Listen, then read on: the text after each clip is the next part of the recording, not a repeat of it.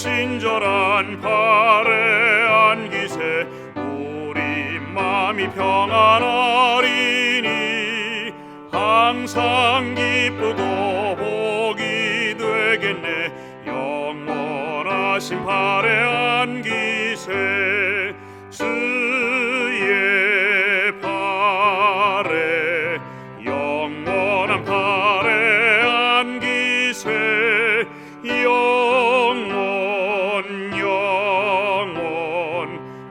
영원하신 팔에 안기세. 날이 갈수록 주의 사랑이 두루 광명하게 비치고 천국 가는 길 편히 가리니 영원하신 팔에 안기세 주의 팔에 영원한 팔에 안기세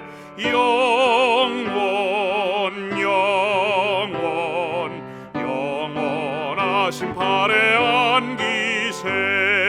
주의 보좌로 나갈 때에 기뻐 찬미 소리 외치고 겁과 두려움 없어지리니 영원하신 팔에 안기세 주의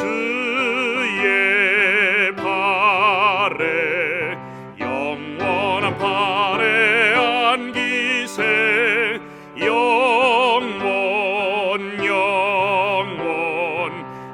영원하신 팔에 안기세.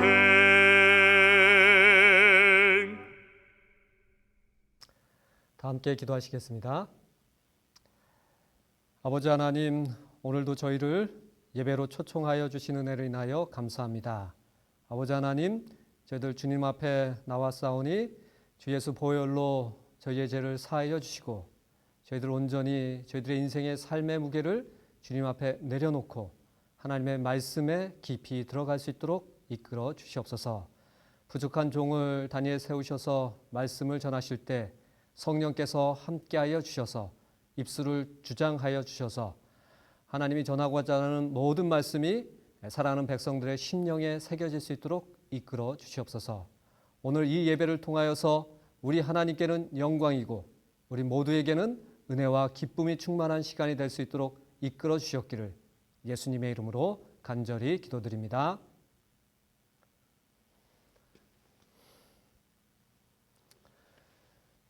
유태인의 유모에는 이런 이야기가 있습니다. 마차를 타고 가는 사람에게 한 유태인이 물었습니다. 가티마지 마을까지는 여기서 얼마나 될까요? 한 30분쯤 가면 됩니다. 그럼 미안하지만 좀 함께 타고 가면 안 될까요? 타십시오. 그로부터 30분이 훨씬 넘었는데도 가티마지 마을은 보이지 않았습니다. 그래서 그 유태인이 다시 물었습니다. 얼마나 더 가야 하나요? 그러자 마차 주인은 1시간쯤 가면 됩니다. 아니, 그게 무슨 말이요? 30분 거리를 30분 동안 왔는데 어떻게 아직도 1시간이 남았단 말이오? 그러자 마차 주인은 이렇게 대답합니다. 네, 이 마차는 반대 방향으로 가고 있으니까요. 방향의 중요성을 가르쳐주는 재미있는 이야기입니다. 그런데 이 이야기처럼 사실 우리는 아주 자주 우리가 어디로 가고 있는지 또 어떤 선택을 해야 하는지 모를 때가 많이 있습니다. 또 내가 가고 있는 이 길을 계속 가야 하는지 이 길이 맞는지에 대한 의문도 가지고 있는 것이 사실이지요. 앞길을 좀 훤히 볼 수 있으면 좋겠는데 잘 보이지 않는 것이 우리의 인생입니다. 그래서 때로는 답답하기도 하고 두렵기까지 하는 것이 우리의 인생길이지요. 창세기 28장에도 알 수 없는 자신의 길 때문에 답답함과 두려움으로 가는 한 사람 야곱의 이야기가 나옵니다. 오늘 저는 여러분과 함께 야곱의 인생 여정을 간단히 살펴보기를 원합니다. 가장 먼저 창세기 28장 15절에 있는 말씀을 함께 보도록 하겠습니다. 창세기 28장 15절의 말씀입니다. 내가 너와 함께 있어 내가 어디로 가든지 너를 지키며 너를 이끌어 이 땅으로 돌아오게 할지라. 내가 내게 허락한 것을 다 이루기까지 너를 떠나지 아니하리라 하신지라.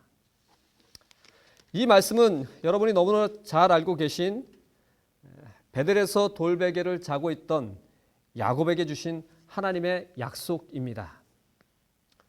자, 그런데 하나님께서는 이 베델에서 돌베개를 베고 자고 있던 야곱에게 나타나셔서 네 가지의 약속을 해주십니다.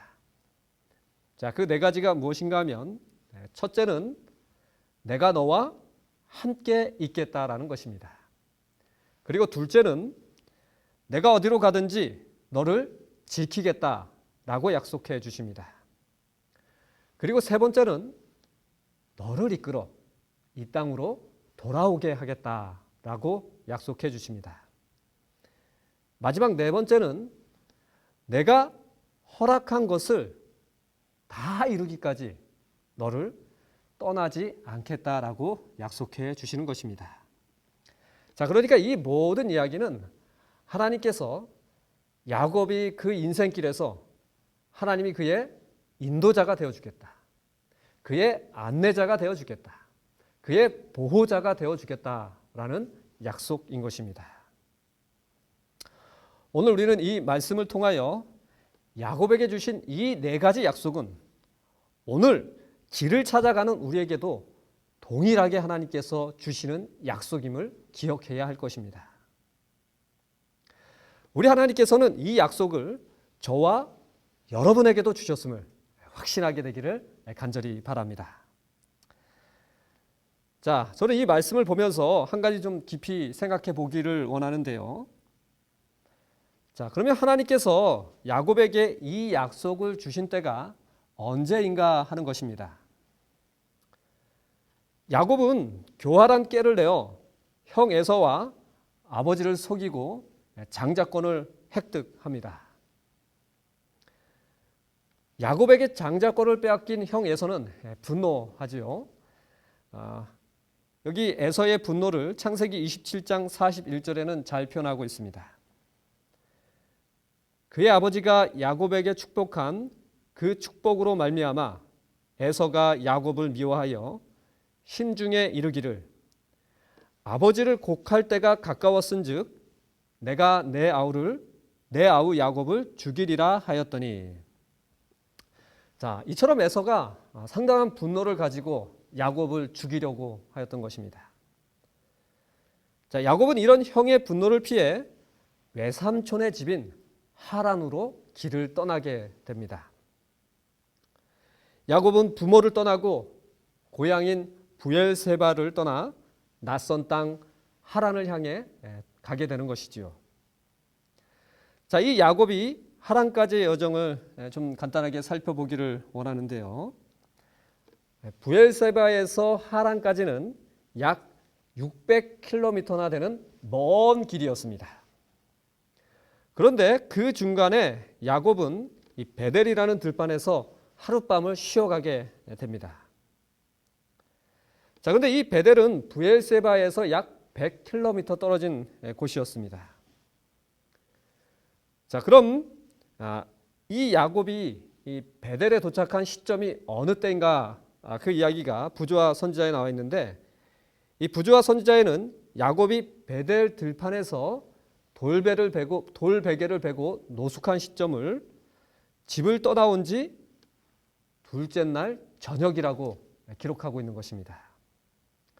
자, 그러니까 여러분, 야곱은 하란으로 향하는 길에 하루에 무려 50km나 되는 거리를 이동했다라는 것입니다.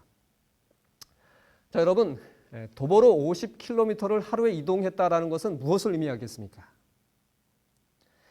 자, 더욱이 제대로 길도 안 된 이스라엘의 산과 사막을 하루에 50km 갔다는 것은 야곱이 거의 뛰어서 도망치듯 갔다라는 것입니다.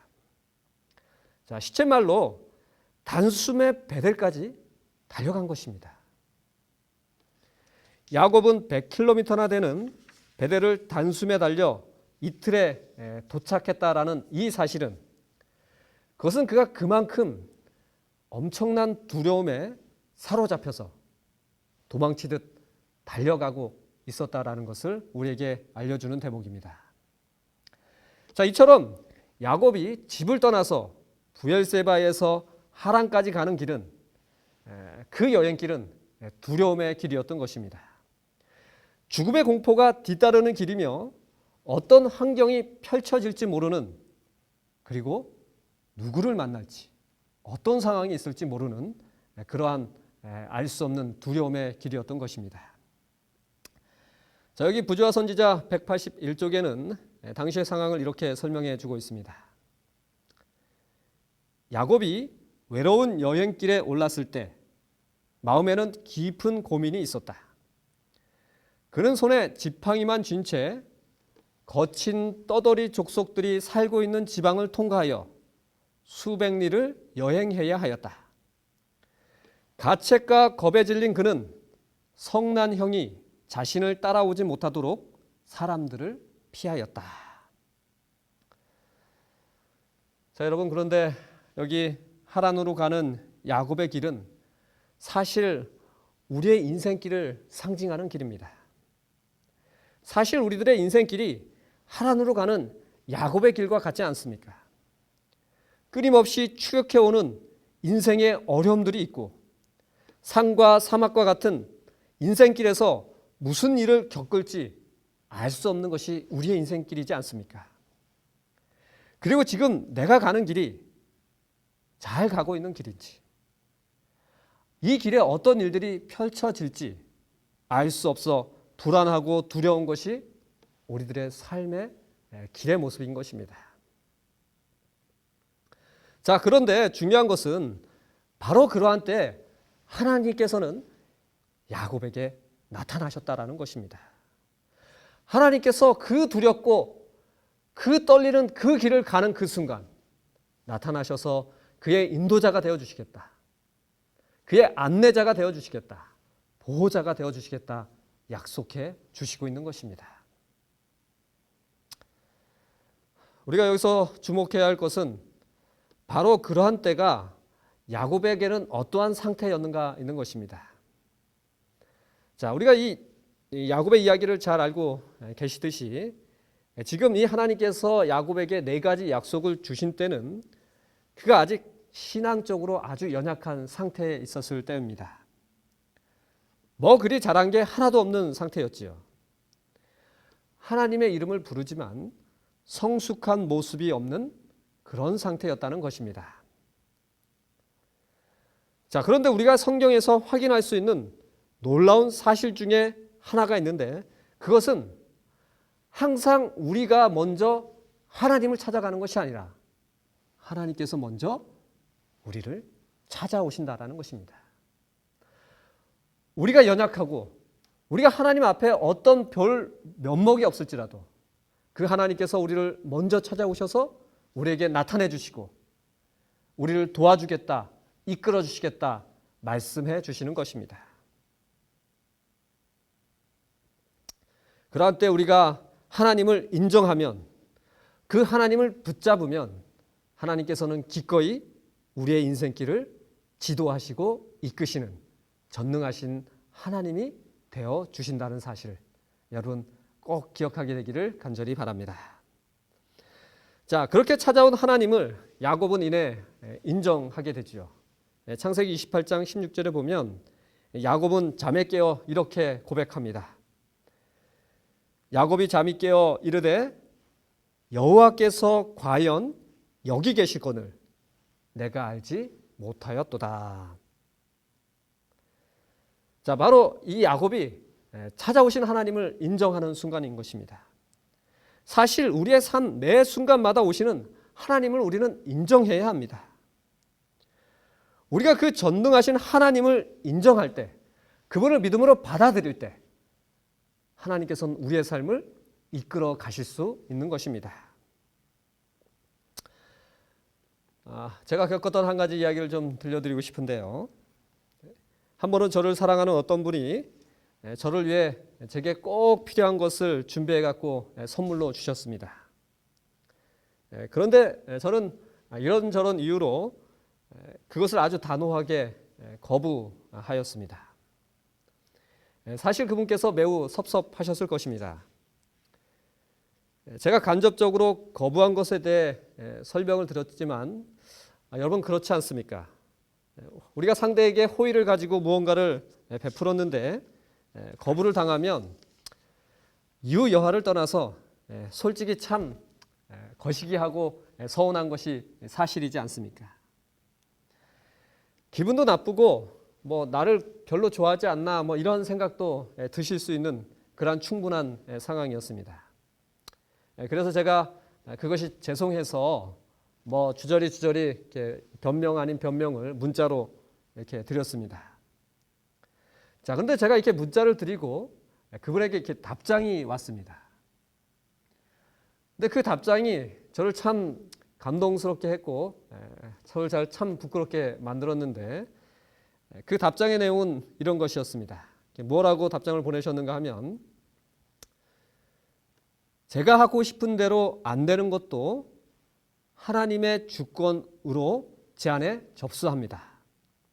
잠언 3장 6절의 말씀에 하나님은 저의 일상의 인도자이십니다. 여러분 참으로 놀라운 고백이 아닙니까? 내 마음대로 안 되는 것도 하나님의 주권으로 접수하겠다라고 말씀하십니다. 하나님이 나의 일상의 인도자라는 것입니다. 여러분 혹시 잠언 3장 6절의 말씀이 어떤 말씀인지 아십니까? 너무 유명한 말씀이시죠? 잠언 3장 6절에 하나님께서는 분명히 우리에게 뭐라고 말씀하시냐면 너는 범사에 그를 인정하라. 그리하면 내 길을 지도하시리라. 자, 하나님의 약속에 범사에 우리가 하나님을 인정하면 그분께서 우리의 인도자가 되어 주셔서 우리를 이끌어 주시겠다 약속하시는 것입니다.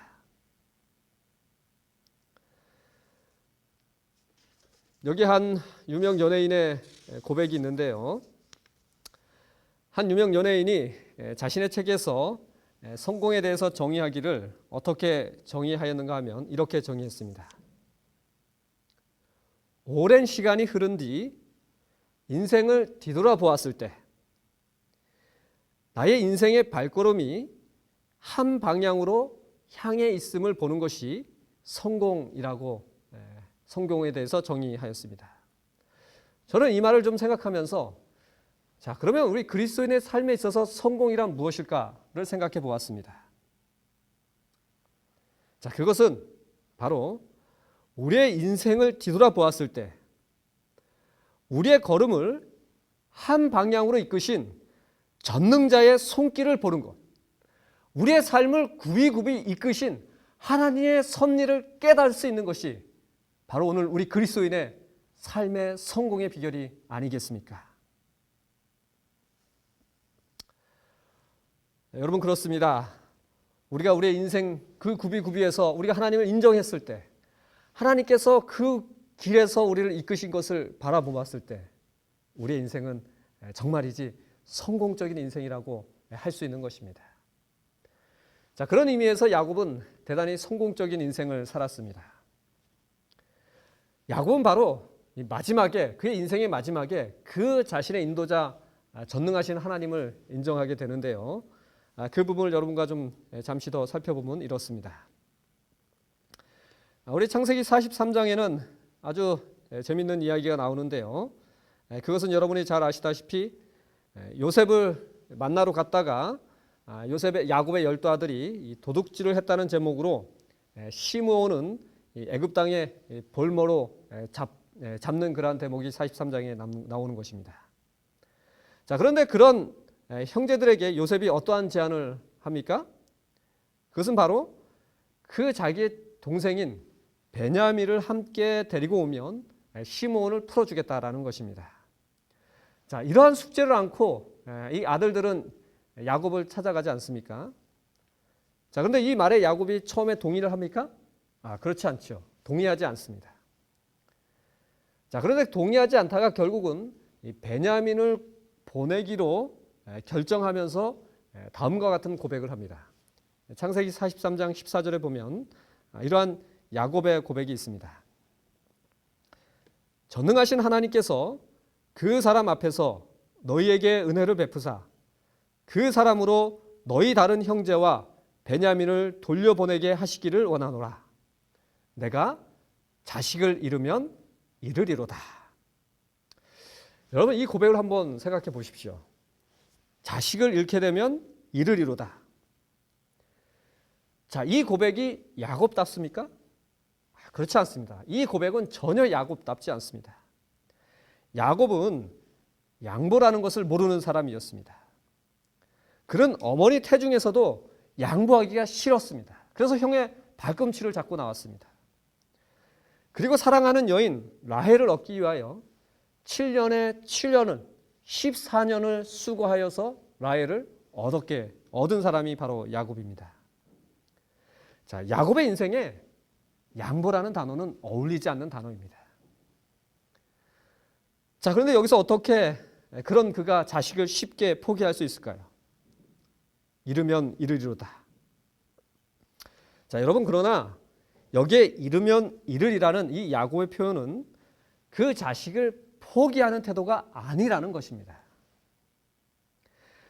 자, 이것은 자식을 포기하는 태도가 아니라 하나님께 모든 것을 맡긴다는 전적인 신뢰의 표현이 되겠습니다. 전능하신 하나님에 대한 신뢰, 그 신뢰를 나타내고 있는 것입니다. 오늘 이 본문을 보면 이 구절에서 야곱은 전능하신 하나님이라고 고백하고 있습니다. 자, 그런데 이 표현은 야곱의 전생애를 통하여 처음 고백되어지는 표현인 것입니다. 야곱은 그의 전생애의 경험을 통하여 자신의 삶을 인도하시는 분이 전능하신 하나님이라는 사실을 깨닫게 된 것입니다. 그래서 그가 이 모든 것을 전능하신 하나님께 맡긴다라는 그 의지의 표현으로 잃으면 잃으리로다 라고 말을 한 것입니다. 여기 그와 일맥상통하는 그의 고백이 또 하나 있는데요. 야곱이 이 노년에 아들들을 축복하는 과정에 있어서 요셉을 축복할 때 그가 한 고백입니다. 창세기 48장 15절에 보면 그가 이렇게 축복 기도를 하는데요. 그가 요셉을 위하여 축복하여 가로되 내 조부 아브라함과 아버지 이삭이 섬기던 하나님, 나의 나무로부터 지금까지 나를 기르신 하나님. 자, 여기 그가 분명히 그의 모든 인생을 돌아보면서 뭐라고 고백하고 있습니까? 나의 나무로부터 지금까지 나를 기르신 하나님. 자, 이것은 바로 자신의 삶을 이끄신 전능하신 하나님을 전적으로 신뢰한다라는 그러한 표현이 되겠습니다. 여러분, 이 부분에 대해서 부조화 선지자는 어떻게 기록하고 있을까요? 부조화 선지자 233쪽에 있는 기록을 한번 가만히 여러분과 함께 읽어보겠습니다. 여러분 한번 잘 들어보시기 바랍니다. 이제는 자기를 의지하는 정신도 인간의 능력이나 교활한 꾀를 의지하는 마음도 없었다. 하나님만이 그의 보존자이셨고 후원자이셨다. 과거의 불행한 세월에 대한 불평도 없었다. 그러한 시련과 슬픔들은 이제 더 이상 그를 해하는 것들로 간주되지 않았다. 그의 인생의 순례 행로 내내 그와 함께 계셨던 하나님의 은혜와 자애만이 기억에 떠올랐다. 여러분, 참으로 놀라운 고백이 아닙니까? 그의 인생 순례 행로 내내 그와 함께 계셨던 하나님의 은혜와 자애만이 떠올랐다라는 것입니다. 그의 전생애를 통하여 그를 이끄신, 그를 도우신 하나님의 귀한 손길을 바라볼 수 있었다라는 것입니다. 사랑하는 성도 여러분, 오늘 우리의 삶에 이러한 고백이 있어야 되지 않겠습니까? 우리의 삶을 이끄시는 분이 전능하신 하나님이라는 사실, 그것을 고백하는 믿음이 우리에게 있어야 되지 않겠습니까? 여기 마지막 한 가지 이야기를 좀 들려드리고 싶은데요. 킴 익스라는 한국계 미국인이 있습니다. 이분은 6.25 전쟁 때 시력을 잃고 고아원에 있다가 미국으로 입양되었습니다. 다행히 좋은 양부모를 만나 명문대에 진학하여 성악을 전공하여 유명한 성악가가 되었습니다. 또 이분은 빌리 그레엄 목사님이 전 세계를 다니며 부흥 집회나 전도 집회를 인도할 때 특창으로 예배를 섬기는 사역을 한 분이었습니다. 자, 그런데 이분이 이러한 간증을 하였습니다. 이 시각장애인이었던 이분이 어떠한 간증을 하였냐면 이렇게 간증합니다. 사람들이 시각장애인인 나를 인도할 때 100m 전방에 장애물이 있다고 말하지 않습니다. 단지 앞에 물이 있으니 건너뛰라고 하고 계단이 있으니 발을 올려놓으라고 합니다. 나는 나를 인도하시는 분을 온전히 믿고 한 걸음씩 발걸음을 옮기기만 하면 어느덧 내가 가고자 하는 목적지에 도착하게 됩니다. 자, 그런데 하나님께서 우리를 인도하시는 방법도 이와 같습니다. 우리는 10년 후, 20년 후를 알지 못합니다. 단지 오늘 우리가 무엇을 해야 할 것인가를 보여주시는 하나님께 믿음으로 순종하면서 오늘을 살면 하나님께서는 내일을 인도하셔서 마침내 내게 약속하시고 계획하신 그곳에 도착하게 하실 것을 믿는 것입니다. 여러분, 이와 같습니다. 오늘 우리의 삶에, 우리의 일상에 하나님을 인정하면 하나님이 우리 바로 앞걸음의 그 인도를 우리가 믿고 따라가고 순종하면 결국 하나님께서 우리를 향하여 이루고자 하는 그 목적지에 도달할 수 있는 것입니다. 사랑하는 재림 성도 여러분, 오늘 우리의 인도자 되어 주시는, 우리를 이끄시겠다고 약속하여 주시는 그 하나님을 믿고 순종하고 따라가게 되기를 간절히 바랍니다. 그 전능하신 하나님을 따라갈 때 결국 우리가 원하는, 하나님께서 원하시는 그 목적지에 도착해 있을 것입니다. 하나님이 이끄시는 대로 살아가시는 귀한 성도들의 삶을 사시기를 간절히 바라며 말씀을 마치겠습니다.